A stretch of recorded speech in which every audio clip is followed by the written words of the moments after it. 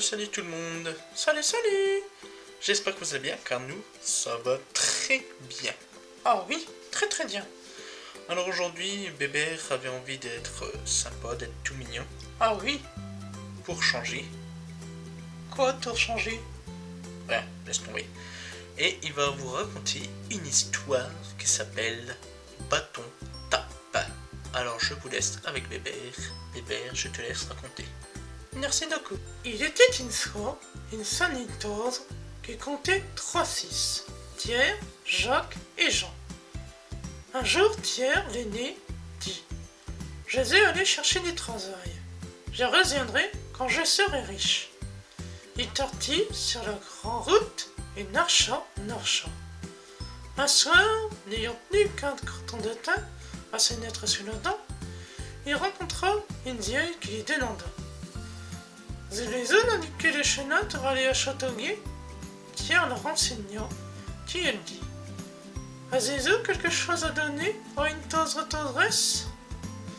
Pierre lui donna son coton de thym. La vieille l'accepta et lui dit « Je suis une fée. Pour te remercier de ta gentillesse, voici une note blanche. Tu n'auras qu'à dire note Nélatane, et aussitôt des nez de toutes sortes, si d'autres raisons, tout seul. » Oh, merci, fit Pierre. S'empressant de reprendre la route en direction de chez ses parents, il marcha dans le temps. Et la nuit arriva. Il était fatigué, alors il s'arrêta dans une auberge. Avant de dormir, quand il avait faim, il sortit sa note. Il commanda « Note, Nélatane !»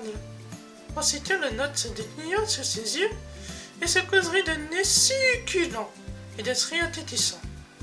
L'aubergiste avait eu la neige, et dans la nuit, il vola la note, qu'il remplaça par une autre identique.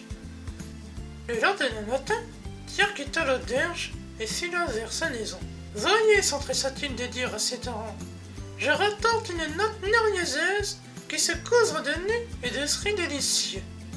Vous allez voir. » Il sortit la note blanche de son sac et lança. « Note Nélatane !» Et la note resta pliée et rien n'attarrit. Alors, Pierre la saisit, la déplia, l'examina et constata que ce n'était pas la sienne. « C'est la tête l'aubergiste qui ne l'a volée !» s'écria-t-il tout en haut. Alors l'un de ses frères, Jacques, annonça tout à coup. « Nous aussi j'ai recherché du travail, et je retrouverai bien la note de Pierre. » À son tour, il marcha. Il arriva à un bon matin, au bord d'une rizière, sans de coup d'eau, où était assise une vieille femme, toute cordée en l'âge. Les ayant approchés, elle l'interpella. « Vous les aider à traverser la rizière ?» Jacques y consentit sans hésiter. Arrivé sur l'autorise, la vieille lui dit « Je suis une fée. Pour te récompenser de nous avoir secourus, je te donne cette toule. » Et elle sortit une toule de sous son manteau, ajoutant « Dis, toule, tends-moi de l'or, et elle tondra de l'or. » Enchanté, Jacques remercia la vieille et s'empressa de rentrer chez ses parents. Il marcha longtemps et finit par s'arrêter pour venir à l'auberge où son sertière avait fait halte. Il monta à sa chambre et dit à sa toule « Toule, tends-moi de l'or. » Et la toule tendit 3 œufs d'or. Pour payer sa dépense, il en donna à un aubergiste qui eut des doutes sur sa provenance. Durant la nuit, ce dernier alla dans sa chambre où dormait son client, dit la toule et la zola. Il la remplaça par une autre en tout ensemblable. Le lendemain, Jacques arriva à la maison, tout joyeux, en disant « Voyez la jolie toule, elle tombe de l'or, regardez bien !» Il posa sa toule sur la table et dit « Toule, tends-moi de l'or !» Tout ce que fit la toule, c'est fait de drainer la tête et de chanter « Coconette !» Jacques était bien tenu. Il s'écria « Ah, c'est le vilain aubergiste qui n'a volé la toule !» Alors Jean, le plus jeune des 3 frères, dit « C'est à mon tour de tenter la chance. Je pars chercher Fortune. Quand ce serait en lit, il marcha sur la chaîne.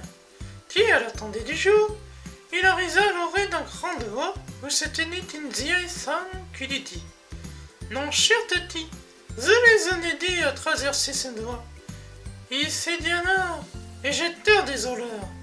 Volontiers, dit Jean. Il prit alors la main de la vieille et la conduisit de l'autre côté du doigt.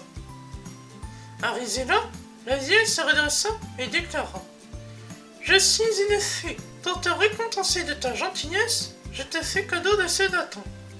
Tu n'auras qu'à dire daton tate, et aussitôt il se mettra à tâter sur qui tu voudras.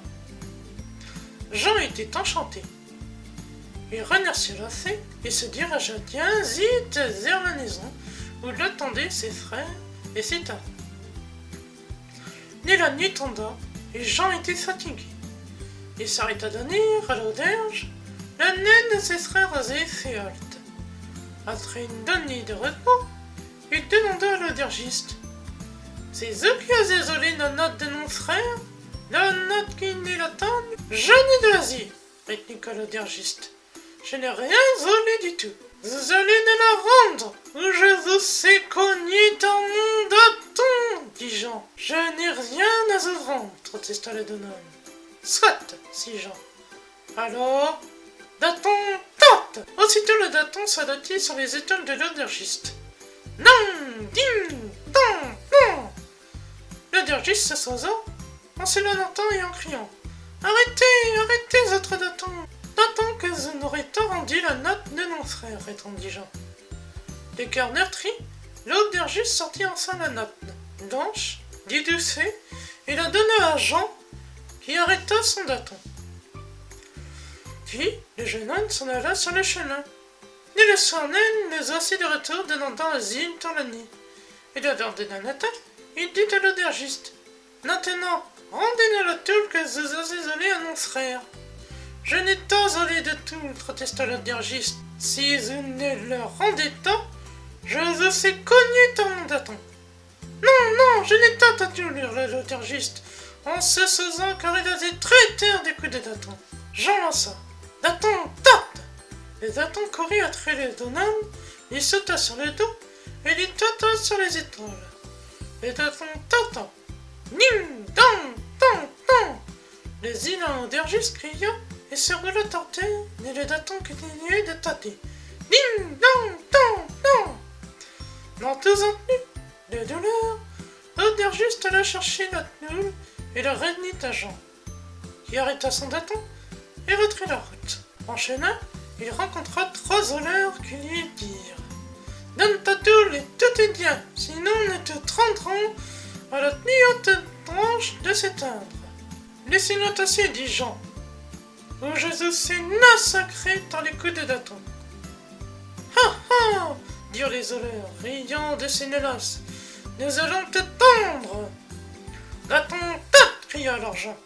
Et le daton s'abattit comme la grêle sur les étoiles des voleurs. Ding, dong, dong, dong! Les voleurs épouvantés s'enfuirent pour se résister dans le daton déchaîné. Ding, dong, dong, dong! Jean rattela son daton et se remit en route. Il arriva ses parents et s'exclamant joyeusement: J'ai tout retorté!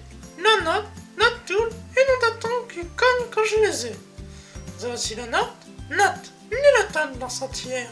Aussitôt la note s'étala et se couvrit de nez et de cris attendissants. Jean sortit la toule de son sac et dit: Toule, prends-moi de l'or. Et la toule fondit 3 œufs d'or. C'est alors dans la tendre d'honneur une soirée de réjouissance agrémentée d'un festin de roi. Pierre, Jacques et Jean avaient vraiment fait fortune et rendirent la vie douce à leurs parents, et tous les 5 vécurent heureux et contents jusqu'à la fin de leur jour. Voilà, c'est la fin de l'histoire. Voilà, c'était la petite histoire de Bébert.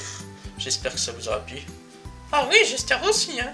Alors si ça vous a plu, le pouce bleu, hein, ça fait toujours plaisir. Et n'hésitez pas à partager sur les réseaux sociaux, Facebook, Twitter, tout ce que vous voulez, Instagram, etc. Faites-nous connaître, franchement. Si vous y arrivez, vous êtes des boss. Ouais, ça c'est vrai. Merci à tous pour votre soutien, ça c'est plaisir. Allez, ciao, ciao, à bientôt. Ciao, à très vite, bisous.